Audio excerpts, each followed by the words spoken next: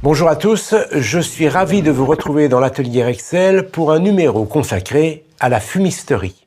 Yann, qui travaille à Reims, aimerait connaître les solutions qui existent pour faciliter le remplacement d'une chaudière par un modèle à condensation. Eh bien d'abord, sachez que le marché des chaudières va bientôt connaître une petite révolution. À partir du 26 septembre, les fabricants vont devoir proposer des équipements plus performants en matière de rendement énergétique.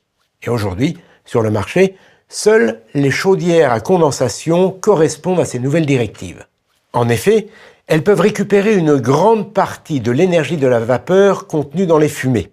En se condensant dans le corps de chauffe, la vapeur dégage, c'est un phénomène physique naturel, de l'énergie. Une énergie qui va s'additionner à la chaleur de combustion. Les économies sont conséquentes puisqu'elles peuvent atteindre 15% par rapport à une chaudière classique.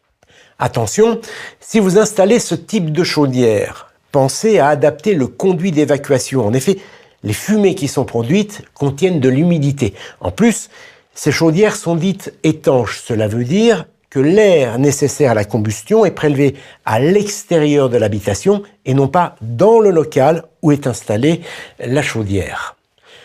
En général, quand on crée un système d'évacuation de chaudière, on utilise des conduits concentriques, comme celui-ci.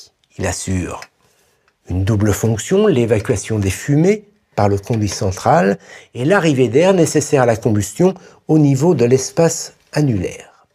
Le montage se fait toujours depuis la buse de la chaudière vers l'extérieur, et pas l'inverse. Le terminal peut être vertical et placé sur le toit, ou horizontal, comme celui-ci, et placé en façade. L'assemblage se fait toujours par simple emboîtement mâle-femelle. Les pièces peuvent être recoupées, l'étanchéité étant assurée par des joints double lèvre qu'on retrouve au niveau du conduit d'évacuation ou au niveau de l'espace annulaire. Il existe d'autres solutions qui permettent de réutiliser des conduits existants. Ces systèmes sont en polypropylène, une sorte de plastique avec une partie rigide et une partie flexible, ce qui va faciliter le tubage. En fait, on va glisser cette partie flexible dans le conduit existant. Cette partie va permettre d'évacuer les fumées. Le polypropylène est capable de résister à une température de 120 degrés. Quant à l'arrivée d'air, eh bien, elle va être assurée par l'espace résiduel situé entre ce conduit en polypropylène et le boisseau. Ces nouvelles directives vont modifier le marché dans le bon sens, puisqu'elles sont basées sur une amélioration de la performance.